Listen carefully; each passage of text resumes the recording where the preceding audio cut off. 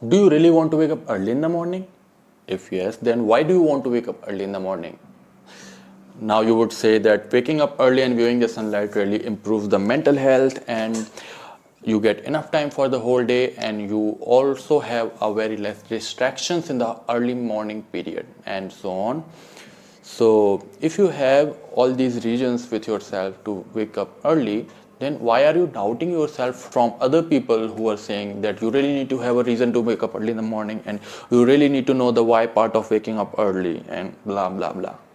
So the point which I'm trying to make over here is that knowing the benefit of waking up early are itself enough reasons for making yourself a morning person. When I was in college, I used to stay awake whole night and get to my bed early in the morning period, and I would woke up like late in the day. So my circadian clock was completely broken. And if you don't know the circadian clock, what the circadian clock is, then you really need to go and find it in Google, because I'm not going to cover it. Otherwise, the video will be information overloaded, then your mind would say that let's skip this video, and then you would lose the process which I followed to make myself from being a night person to a early morning person. So let's get started to talk about the process and everything in this video. When you really want to wake up early in the morning and you don't want to sleep late at night, but actually what happens is that when you sleep late at night using your phone or watching porn or doing anything else, you expect that you are going to wake up early in the next morning, and then you end up just waking up late in the morning, and then just you feel bad about yourself, or like feeling bad about your strength, and it just ruins your whole day. So in this video, I'm not going to tell you so many things to follow, but 2 or 3 very basic things based on science and human behavior. Let's talk about the first thing, and I think this is the most important one, and most of you would have already heard about that. That is early to bed and early to rise. I want to add one more thing here that is based on neuroscientific studies and my experience also.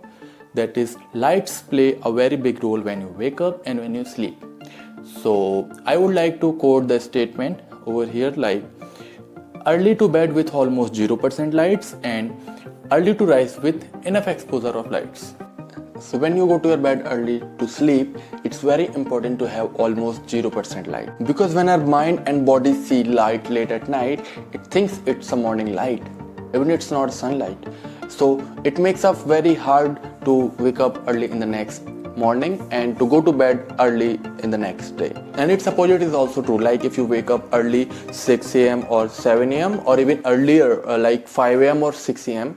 and you get the light exposure, even if it's the artificial lights, but you get the light exposure, then your mind and body believes that it's the morning time, and you just feel awake and more alert at that time, and then you just get out of your bed. I usually wake up like 5 a.m. or 6 a.m. earlier these days, and then as it's a winter season, so as per the natural process, the sun does not appear at that time, so I just use the artificial lights for that particular time before the sun rises, and then I just take myself for 5 to 10 minutes of walk, and I view the sunlight, and it just make me feel more energetic during the whole day.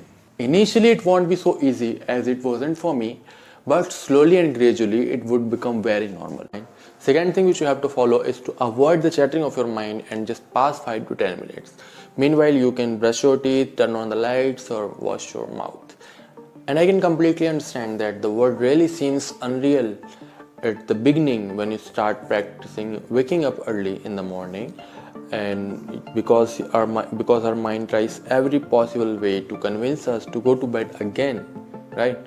But at that time, it's very important to be aware of that you won't be feeling the same thing again in an hour. And even still, if your mind tries to convince you, then you should push a little to yourself to go ahead and get out of your bed. See, initially you will have to make some extra efforts because your body is not in the habit of early morning routine. So at the beginning, when you go to sleep, you just talk to yourself or tell your mind that you want to wake up like 5 a.m., 6 a.m. or 7 a.m. whenever you want to wake up in the morning. So it just fuels your subconscious mind and prepares your mind to like wake up early in the morning, the time you want to wake up in the morning. And if you think that it's a kind of little bit silly to do these kind of practices, so I think you are underestimating the power of subconscious mind. I remember when I was young, my grandmother used to tell me that just tell your pillow at what time you want to wake up and it will just wake you up. And I think it's all about subconscious mind. You would find people who would say that you need to have a reason to wake up early in the morning, and I also agree a little bit with it, but not entirely, because I really found the reason when I started waking up in the morning and started having the positive effects it gives when you start waking up and you view the sunlight properly for almost 10 to 15 minutes daily. It just reduces the stress level for the whole day and for our life in general, and it improves our focus, it reduces the anxiety a lot. Please like, comment in this video and subscribe my channel, and turn on the bell icon also to get the notification for my next video.